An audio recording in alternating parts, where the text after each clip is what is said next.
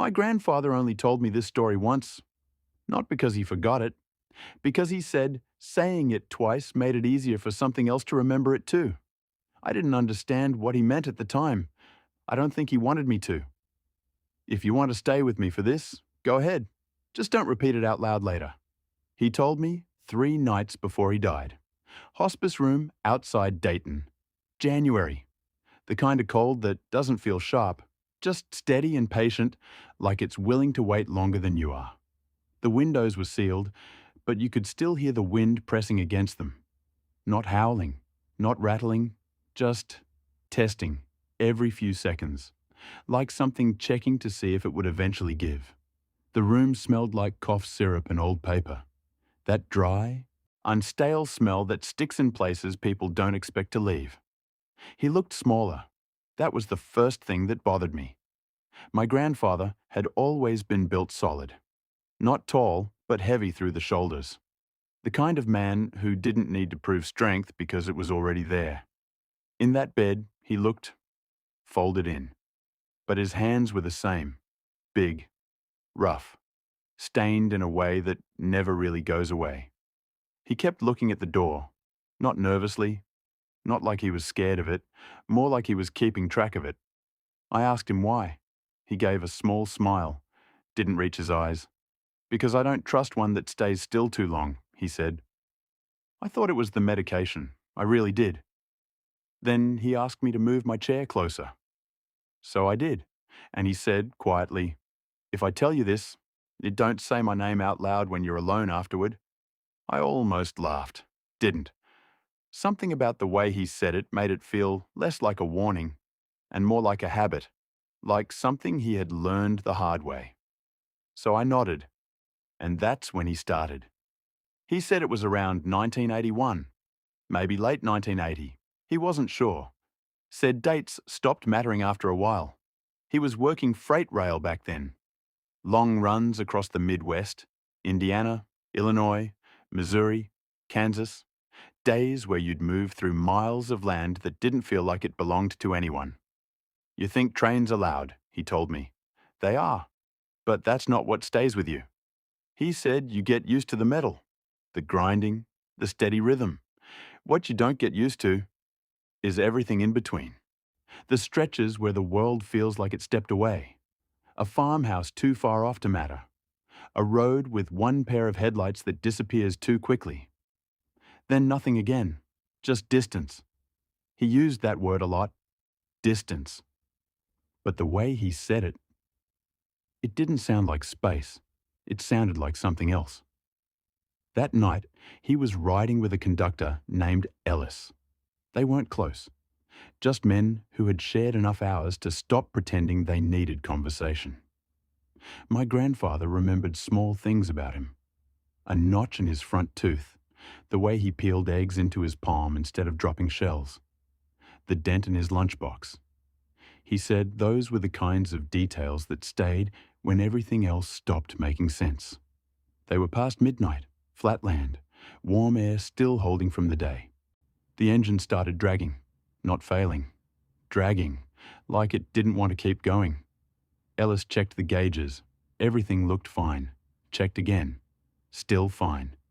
Then the train stopped. No warning, no failure, just stopped. My grandfather said that bothered him more than anything.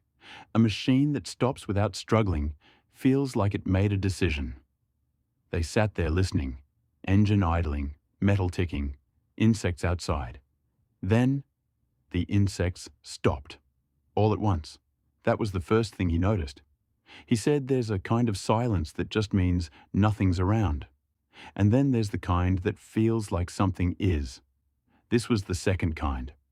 Ellis grabbed the lantern, told him to stay put, climbed down.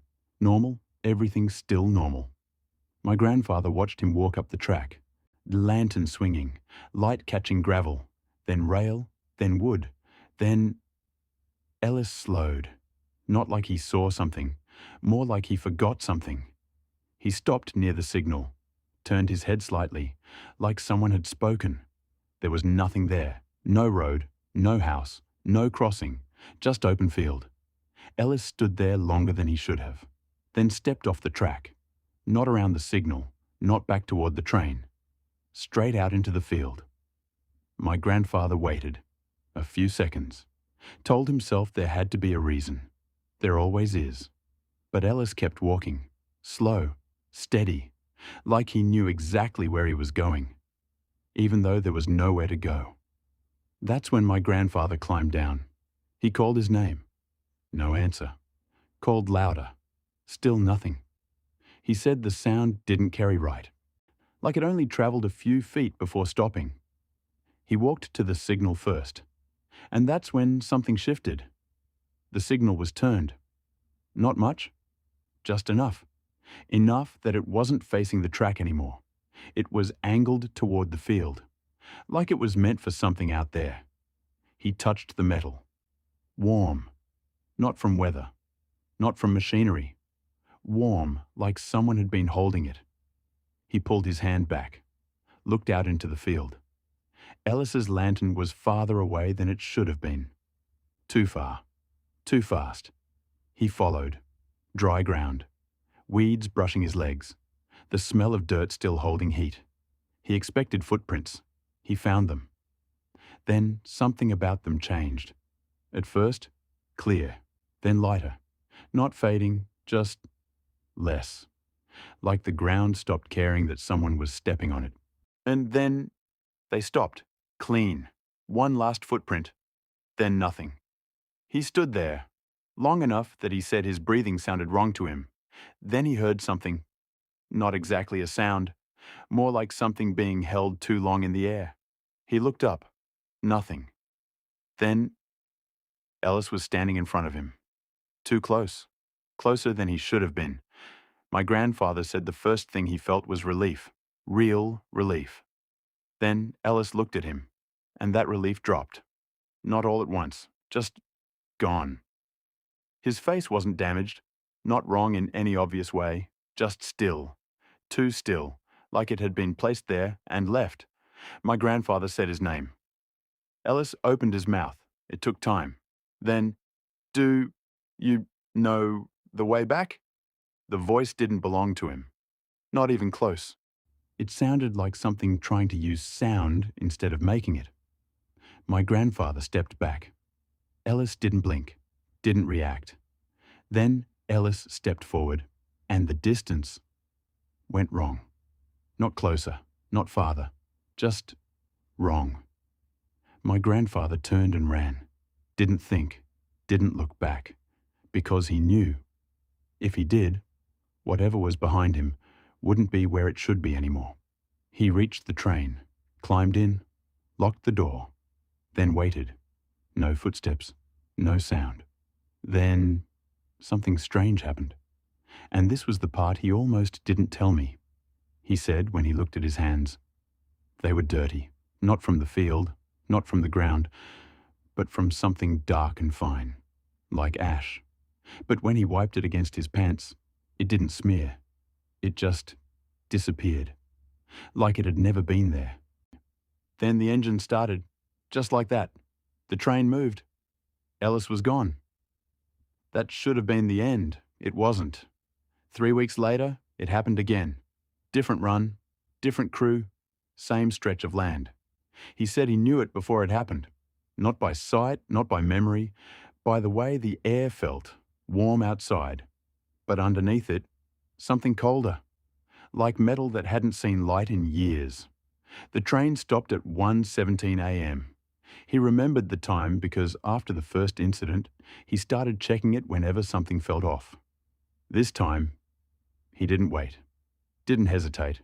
He stood up, walked to the door, locked it, before anyone asked why. One of the other men laughed. The other asked if something was wrong. My grandfather didn't answer. He just said, "Don't open that door." The radio crackled, then went dead. Nothing but static. Then one of the men said quietly, "Who's out there?" My grandfather didn't look. He didn't need to. He already knew. Something tapped the glass, soft, almost polite.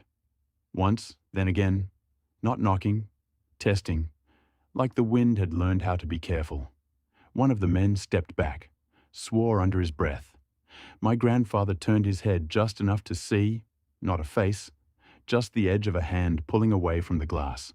Then, the voice, not outside, not through the door, inside the cab, like it was coming from the air they were breathing. "Do you know the way back?" One of the men started praying, fast, broken, like he was trying to remember words he hadn't used in years. The other man just stared at the door. That was the part my grandfather said scared him most. Not the prayer, the staring, because it didn't look like fear. It looked like recognition. Then something happened that he never fully understood. The man staring at the door spoke, quietly, almost to himself. "I think I've been here before." My grandfather told him to stop talking. The man didn't. He took a step toward the door.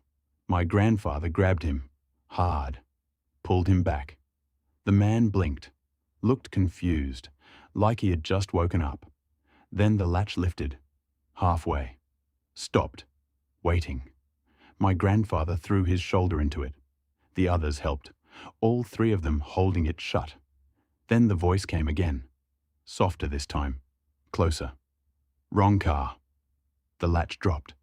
The air changed. The cold smell disappeared, and the train started moving.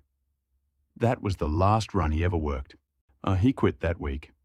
No argument, no explanation, just left. I asked him if that was the end. He shook his head. "No," he said, then looked at the door again. Longer this time, and that's the part I should have told someone sooner. Then he reached into the drawer, pulled out the envelope, my name on it. He held it for a moment, like he wasn't sure if giving it to me was the right thing. Then he handed it over. "Don't open that," he said, "unless you hear it yourself."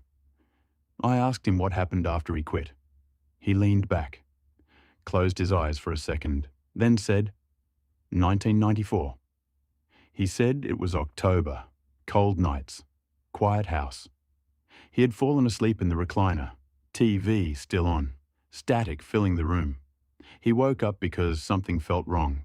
Not loud, not sudden, just off. And the TV had gone to snow. That soft hiss. He checked the clock, 4:13.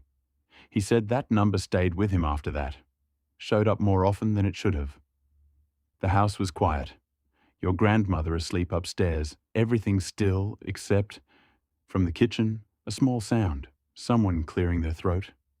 He sat there, waiting, listening. Nothing. Then, again, a shift of weight, a shoe against the floor.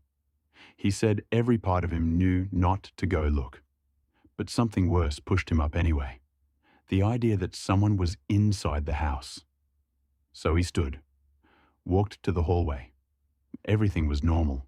The same creak in the floor, the same hum from the fridge. Nothing changed. That was what made it worse. He reached the kitchen and stopped because someone was standing there, near the back door, facing into the house. He only saw the shape at first. Dark jacket, work pants. Then the TV flickered behind him, and he saw the face. Ellis. Not older, not aged, just used, like something had been wearing him for too long. My grandfather didn't move. Ellis didn't move. Then Ellis spoke. "You forgot to tell the boy." That was the first time it said anything different. Not the question, something else. That was what scared him, because it meant it remembered. My grandfather said nothing. Ellis tilted his head slightly, then said, "He's closer now than you were." The back door handle turned, slow, testing. Ellis didn't react. Then the light flickered once, and he was gone. Just gone. My grandfather checked the door. Locked, windows locked. Nothing out of place. But he didn't sleep that night. He sat at the table until morning, and that's when he wrote the letter. That was the envelope he gave me. He died 2 days later. Quiet. No last words. I kept the envelope, didn't open it, didn't talk about it, for years. But things happened. Small things. A door left open that I didn't remember opening. Static that lasted too long. Once, I woke up at night because I thought someone was turning my door handle. Slow, careful. I didn't move, didn't check. In the morning, everything was locked. I stopped thinking about it until last week. I don't like trains, never have. But my flight got cancelled, so I booked one. Didn't think much about it until I was sitting there. Window seat, late afternoon. Quiet car, normal. Everything normal. Then the train slowed. No announcement, no warning. Just slowed, then stopped. I looked out the window. Field, flat, empty. Then I saw the signal. Green light, slightly turned, just enough. And I knew, before I wanted to. The car got quiet, not silent, just tight, like all the sound had less space. I checked my phone, 4:13. I checked again. Still 4:13. Then something happened, and this is the part I can't explain cleanly. The man across from me was reading a newspaper. He turned a page, stopped, frowned, then held it out farther, like he wasn't seeing it right. I leaned slightly, just enough to see. Every face in the paper had the eyes scratched out. Not torn, not smudged, scratched, perfectly. Like it had been printed that way. He folded it slowly. Didn't say anything, just kept his hand over it, like if he let go, we'd all see it. Then something whispered near my ear. "Do you know the way back?" I didn't turn, didn't move, just stayed still, because I remembered what my grandfather said. Don't answer. The air beside my neck felt cold, like someone had been there. Then the speaker crackled. "We are waiting." That was all it said. The door between cars rattled. Once, then again. Then the handle moved. Down. Up. Slow. Someone stood up. Tried the other door. Locked. More people stood. More movement. More noise. I stayed seated, because something in me said, movement matters. The window in the door darkened. Then a hand slid down it, long fingers. Not wrong enough to panic immediately, just enough to notice. Then a woman stood up near the front. "I know him," she said. Her voice was calm. Too calm. "I know him." She walked toward the door. Someone tried to stop her. She pulled away easily. She smiled. Not happy, relieved. He found me. The door opened. Soft, easy. She stepped through. And for a second, she was still there. Then the space around her folded wrong. And she was gone. The door closed. No one spoke. Then everything started again at once. Shouting, moving, trying to open doors. I didn't move, because I understood something then. It doesn't take you. You recognize it. Oh, and that's when it lets you go. I went home, opened the envelope. Inside, a letter, a key. It said, "If you hear it, do not answer. If you see someone relieved, do not follow. If it offers me back, it cannot return what left, only what stayed." At the bottom, one more line. If you begin seeing doors where there were none, do not open the third one. 6 days later, I found the first door. Next night, 2. Not the same distance, not the same place. Like one had moved closer. I counted them. 1, 2. Went to the kitchen, came back. Still 2. Then something small changed. The second door wasn't exactly where it had been before. Not enough to notice at first, but enough. About an hour ago, my phone rang. Unknown number. I answered. Static. Then, a voice. Clear. Patient. We found the second door. Then silence. I'm standing in the hallway now, looking at them. I counted again. 1, 2. But just now, while I was standing here, I heard something from behind the first door. Not knocking, not moving, just breathing. And it sounds like it's trying to match mine.